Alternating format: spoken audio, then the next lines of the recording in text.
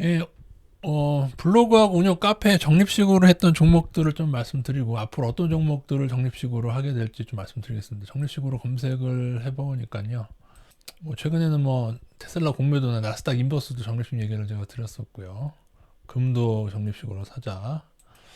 작년 같은 경우에 금융주가 저평가긴 한데 조금 뭐 일부 리스크에서 적립식 작년에 좀 얘기했었네요. 이건 작년에 금융주, 은행주 같은 걸 말씀드린 거고요. 예전에 주기선물 하방도 예전에 적립식으로 좀 추천드렸고, 블로그에도 LG 디스플레이 실리콘웍스 있죠. 그리고 2017년도에 15년도에 카페는 15년도부터 말씀을 드렸고 카카오 등이 있습니다. 운영 카페에서도 적립식으로 찾아보니까 비슷한 것 같습니다. 그래서 카페에 말씀드린 거를 지난 보여드렸는데 정리해보면 대충 이런 종목들인데 여러분 이 종목들의 공통점이 뭔지 아십니까? 제가 이 종목을 말씀드릴 때는 다 이유가 있었는데 이게 대다수가 뭐냐면은 요것만 보고 찾으실 수 있을까요? 찾으시면 대단하신 건데 2위 업종이라는 거죠. 카카오는 운영 카페 언제죠? 아니, 지난번에 말씀드렸는데 몇 년 전부터 꽤 오래되지 않습니까? 이 종목들은 실거스도 그렇고 카카오 네이버에 밀린 2위 업종이었고요. 그죠? LG전자 삼성전자에 밀린 2위 업종이고 SK하이닉스도 있었지 않았습니까? SK하이닉스는 그냥도 투자라고 정식도 얘기했던 것 같아요. SK하이닉스도 지난번 찾을 때 있었죠. SK하이닉스는 반도체 2위 업종. 삼성전자가 없는 게 아쉽지만 제가 주로 2위 업종 위주로 하고 기아차도 2위 업종이죠. 현대차 2위 업종. LG 디스플레이는 뭐 2위 업종 아닙니다만 삼성 디스플레이는 2위 업종이긴 하긴 한데 실리콘웍스는 이와 별도로 그냥 좋아 보였습니다. 이게 약간 지금 바로 접근하기에는 약간 버블이 좀 있다고 보여졌었고 실리콘웍스 같은 경우에는요. 또 하나는 LG께 맞네요. LG께 맞고 그런데 근데 지나고 나니까 2위 업종뿐만 아니라 그러니까 2위 업종이 약간 뭔가 조금 문제가 있어서 약간의 LG전자도 그렇고 카카오도 그렇고 뭔가 그 당시에는 조금 뒤처질 만한 것들이 있어서 주가가 조금 하락할 수 있는 시기로 봤었기 때문에 제가 적립식을 말씀드렸던 건데 근데 생각해 보면은 사실은 1위 업종이 더 나은 경우도 있습니다. 1위 업종. 왜냐면 1위 업종 가운데서도 지금 너무 1위였기 때문에 많이 올라왔는데 그 다음에 조금 또 조정하는 기간이 거치게 되고 제가 볼때 삼성전자 같은 경우도 이제는 한 번에 이제 다들 이제 너무 돈을 싸들고 이제 집한 돈으로 막 싸들고 들어가시는데 그거보다는 삼성전자는 적립식으로 근데 이후에는 저희가 1위 종목 정리를 할 겁니다. 1위 종목 여러분 굉장히 많습니다. 1위 종목이 굉장히 많은데 이게 세부 분야로 들어가면은 1위가 굉장히 많습니다. 그죠? 제가 알기로 실리콘웍스는 반도체 중에 팹리스 쪽 1위였던가 그랬을걸요? 맞나 모르겠습니다. 반도체도 전공정이 있고 후공정이 있고 뭐 팹리스도 있고 그 다음에 뭐 비메모리 반도체, 메모리 반도체, 시스템 반도체, 파운더리, 검사 쪽 다 1위가 다 다르고 프린터 부품 중에서도 뭐 그 중에 어떤 거 스마트폰도 뭐 렌즈 쪽, 뭐 케이스 쪽에서 각 분야별 1위가 짜자자작 다 있습니다. 식료품도 라면에서 1위한 농심이 있고 뭐 이거저거 1위 뭐 1위가 다 조금씩 다 달라요. 그죠? LG전자도 전체적인 순위에서는 좀 뒤지지만 전자 가전제품에서는 지금 1위로 치고 올랐죠. LG전자가. 그죠? 휴대폰에서 망했지만 그래서 삼성전자들 밀리지만서도 그나마 제가 그 추천했던 2위 종목들이 최근에 많이 올랐습니다. 작년 올해 많이 올랐고 LG전자하고 기아차는 의외로 이건 재밌는 건데 그 전기차 테마로 올랐어요 요즘에. LG전자도 그렇고 기아차도 그렇고 한 50% 정도는 이제 이득을 실현하십시오. 그러니까 한 번에 실현하지 마시고 이번에 오르는 동안 계속 조금씩 해서 절반 정도는 너무 많이 오를 때는 좀 팔아야죠 또. 그리고 다시 정리식을 다시 넣으시면 배분해서 그렇게 하시면 될 것 같습니다. 제가 적립식 투자를 상당히 오래전부터 강조를 드렸고 몇 년부터 강조 드리고 몇 년부터 꾸준히 매달 모아 오셨던 분들은 도움이 많이 되셨을 텐데 최근에 좀 제가 반가운 소식 중에 하나는 BGF라는 낙폭과대 종목을 제 얘기를 듣고 적립식으로 모으셨대요. 근데 BGF가 저희가 예전에 잠깐 정근했다가 손절께서 손절한 종목이긴 합니다만은 그 이후에 계속 떨어진 겁니다. 이분이 적립식으로 투자 안 하시고 큰 금액을 한번 넣으셨으면 굉장히 손해를 보셨을 텐데 적립식으로 계속 모으셨다가 작년에 한번 BGF 한 단기 70%인가 급등했던 적 있죠. 50에서 70%. 장중으로 치면 70%까지 급등했는데 그때에 충분하게 이득을 실현할 수 있었다라고 얘기하십니다. 그래서 이게 적립식이 적자만 아니라면은 대단히 좋습니다. 언젠가는 이게 오를 수가 있어요. 그래서 앞으로도 저희가 하는데 저는 이제 앞으로는 각 분야 1위 종목 정리를 해서 제가 긴 기간에 봐보니까는 2위 종목도 오르지만은 2위 종목 중에는 근데 오히려 그냥 쇠퇴하는 종목도 일부 있고요. 근데 1위 종목은 오른 것에서 더 많이 오르더라. 네이버를 보시거나 아니면은 삼성전자를 보시거나 그 이해가 되겠죠. 그런 얘기에서 앞으로는 1위 종목 아마 삼성전자도 넣을 수도 있겠어요. 뭐 정식 종목인데 어떻습니까? 정식 종목 여러분 매우 안전합니다. 그죠? 보십시오. 여러분이 지금 예를 들어서 1억을 원래 지금 주식을 넣으려고 하는데 1억을 넣을 거를 1억을 10년으로 나눠서 정식을 한다고 생각해 보십시오. 그럼 어떻게 돼요?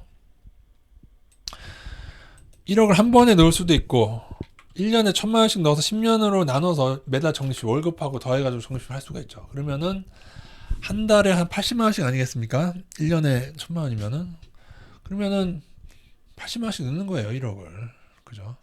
아니면 지금 장이 너무 아쉽다. 지금 같은 유동성 팽창 때 나는 일부 종목이 급등할 것 같다. 그러면 이거를 뭐 하세요. 하지 말라는 게 아니고 좀 줄여서 하면 되잖아요. 2천만 원을 하시라고요. 2천만 원.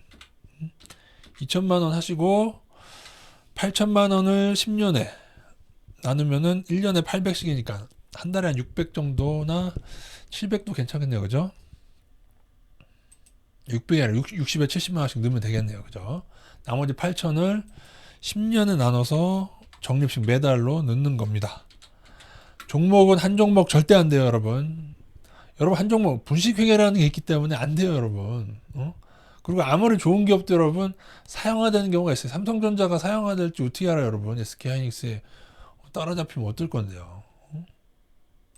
그러니까는 무조건 5종목 이상으로 아시겠죠? 이렇게 하시면은 됩니다.